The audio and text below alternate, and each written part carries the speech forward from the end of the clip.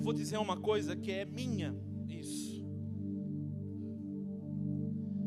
Quando a gente participa de um encontro, de um dia de louvor, irmãos, a gente sempre escuta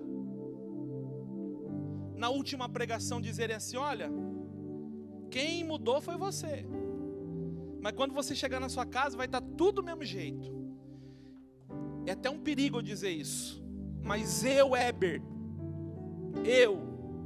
que não sou nada, não sou nada, mas eu não acredito nisso.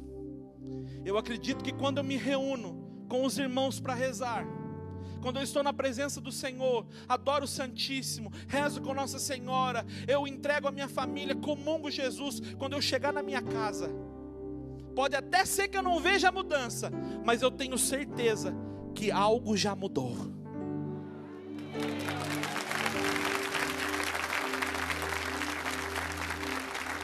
Eu presenciei isso. Como a maioria daqui nunca viu mais gordo, mais careca, eu quero dizer para você que sou um homem apaixonado pela Santa Igreja, sou um homem apaixonado pela Virgem Maria, mas nem sempre foi assim. Eu nasci num lar protestante.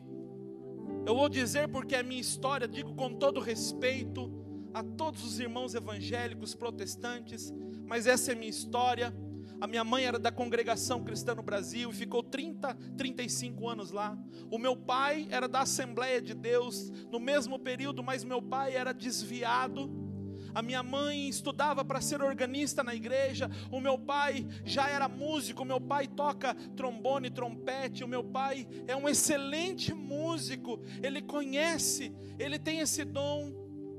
Amados, e quando eu nasci, eu fui crescendo e eu fui ouvindo que a igreja católica era o inferno, o papa besta do Apocalipse, que Maria era uma qualquer. Meu irmão, eu podia passar numa calçada onde tivesse um despacho de macumba, mas eu não poderia passar diante de uma igreja católica, porque a igreja católica é o inferno.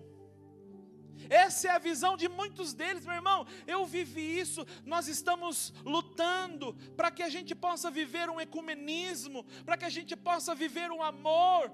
Mas, irmãos, lógico, nós temos que dar o primeiro passo. Mas a gente vê muitos católicos respeitando os evangélicos, e glória a Deus, tem que ser assim. Cantamos as músicas deles, usamos até mesmo às vezes os sermões, mas eu não vejo evangélico cantando as nossas músicas. Eu não vejo eles usando os sermões dos padres. Meu irmão, o ecumenismo é uma via de duas mãos, de mão dupla. É toma lá e dá cá. E respeitar a fé do outro não é omitir a nossa fé. E não tem como tirar Nossa Senhora da nossa fé. Nós somos marianos.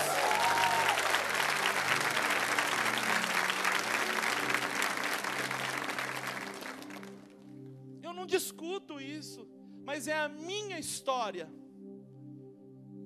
Eu rezo com evangélicos, já rezei com irmãos, já rezaram um terço comigo, mas assim, na intimidade, porque é difícil, e muitos pensam assim. Tem um jovenzinho pregando comigo, glória a Deus. Muitos pensam assim. Você conhece irmãos evangélicos protestantes? Se levante a mão, sim ou não? Muitos pensam que a igreja católica é desse jeito, mas muitos respeitam. E eu fui crescendo, e eu fui ouvindo que a igreja católica era o inferno. Amados, com os meus 12 para 13 anos de idade, eu deixei de ir no culto, e eu comecei uma vida de rebeldia adolescente, pré-adolescente, aquela fase. Mas eu já cantava, pelo menos eu tentava. E eu cantava, e eu lembro que daí com os meus 14 anos, eu fui estudar à noite. E à noite, eu conheci umas pessoas que tocavam também. E eu falei, posso fazer um teste? E eu fiz um teste, e a gente montou uma banda. O nome da banda era Filhos da Miséria. Era uma banda punk, uma banda de hardcore. Meu irmão, eu dizia que eu era filho da miséria. Você está vendo o que Deus faz? Eu estava nos escombros. Eu deixei hoje de ser filho da miséria para ser filho de Maria Santíssima, para ser filho da Santa Igreja.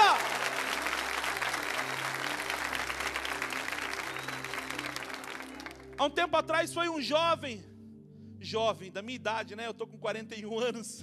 Ele foi no meu grupo de oração e eu estava conduzindo o grupo e ele olhava, porque naquela época eu era magrinho, tinha uns cabelos aqui. E ele falava assim: mas é o Weber? Ah, não acredito. Se Deus fez isso na vida dele, pode fazer na minha. Lógico. É por isso que eu quero dizer para você, irmão, irmã, você que está em casa, nada está perdido para Deus. Deus tudo pode. E eu fui então fazendo uma vida longe de Deus. Com 17 anos de idade, eu me batizo na igreja católica, porque eu não queria morrer pagão, e porque eu não queria deixar aquela vida de rock and roll, eu não queria deixar aquela vida punk. Então o que eu fiz? Eu falei, eu vou batizar na igreja católica, porque o mundo pensa que o católico pode fazer de tudo, pode beber, pode fumar, pode ir para o bailão, pode isso, pode aquilo, pode vestir roupa escandalosa. Eles pensam ou não pensam? Mas não é verdade. Eu costumo dizer que se fosse fácil ser católico, ninguém mudava de igreja. Aliás, igreja mesmo só tem uma: a Santa Igreja Católica Apostólica Romana. Ei, irmão, então me batizei. Foi uma tristeza para minha família, para minha mãe principalmente, porque ela acreditava que o filho dela seria um pregador da palavra lá na igreja dela. Deus até tinha falado isso, mas Deus cumpriu. Eu sou um pregador da palavra de Deus na igreja de nosso Senhor Jesus Cristo. E eu cheguei com o meu certificado de batismo, porque o batistério fica na igreja. Que tristeza. Aí eu fui mais 2 anos, depois do meu batismo, curtindo uma vida louca.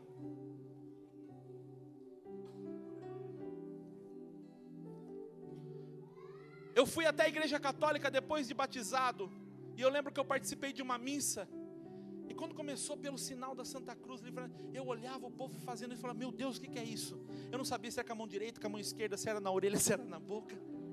E a hora que começou, Rosana, eu olhei para frente e falei, quem é essa tal de Rosana? Eu falava, a igreja católica idolatra uma pessoa. Olha quanta coisa. Então eu sumi, fiquei mais uns 2 anos, meu irmão. Esses 2 anos foram os 2 piores anos da minha vida, porque eu fiz tudo aquilo que não podia fazer, que uma pessoa não pode fazer. Eu me afastei de Deus, eu desonrei os meus pais, eu destratei a minha família, eu fiz inimizades. Mas eu tinha um amigo, o Adalberto, o Preto, que é um homem de Deus.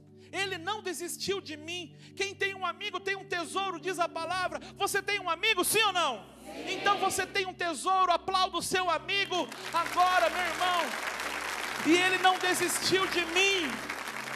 E na última terça-feira de 1995, portanto, eu também estou completando 22 anos. Olha que graça que eu estou vivendo na presença de Deus, assim como esse programa, 22 anos. E na última terça-feira de 1995, o Preto, que é o meu amigo, o apelido dele é Preto, o Adalberto, ele me levou para um grupo de oração de Santa Ana. E no grupo de oração de Santa Ana, lá no fundo eu estava, e do ministério de música, por isso que o ministério de música, ele é uma bênção, mas ele é muito atacado. Irmão, do ministério de música brotou uma profecia, e a profecia era assim: filho amado, filho querido, eu te trouxe aqui nesta noite.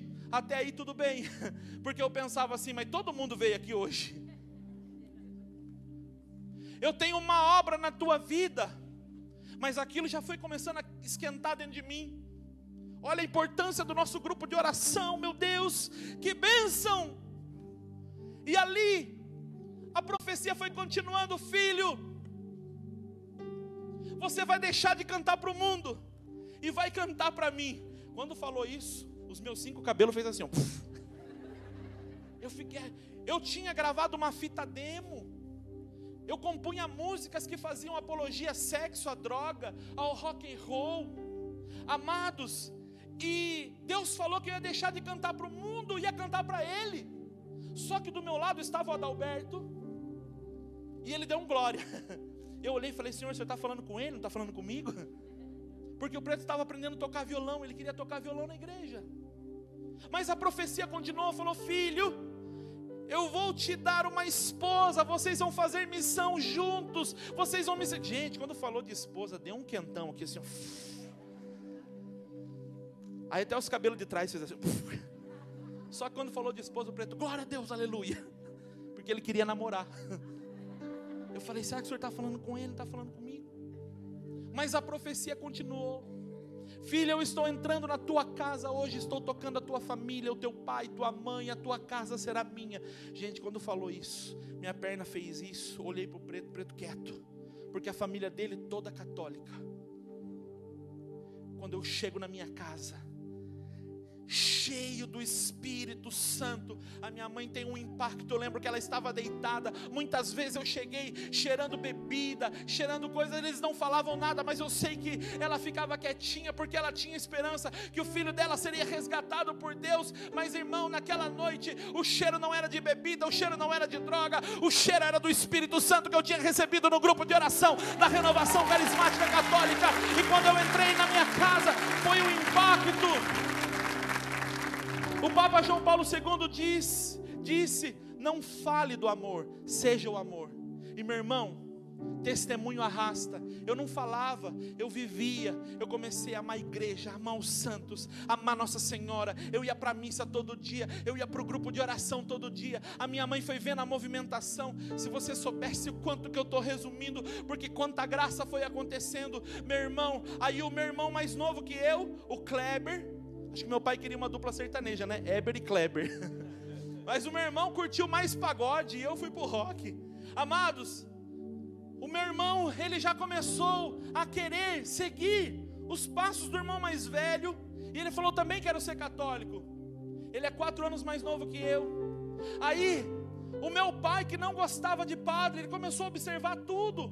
E quando a minha mãe achava ruim com as minhas práticas católicas dentro de casa, o meu pai falava assim: Leni, fique em paz, o Heber está buscando a Deus, é melhor do que ele estar naquela vida de punk, de rock que ele vivia lá naqueles lugares. E a minha mãe ia calando, e o meu pai ia vendo aquilo, a minha mãe ia vendo. Meu irmão, eu comecei a dar testemunho, até que um dia, aquele pessoal da banda foi na minha casa, e ele falou assim para mim, um deles falou assim: cara, você não vai mais tocar, você não vai mais cantar com a gente. Eu falei: não. Ele falou assim: por quê? Eu falei assim: eu não sei. Ele falou assim: eu sei por quê. Porque você é um fraco, você agora está buscando a Deus, você vai virar pastor. Ele falou, que não sabia que eu estava indo na igreja católica.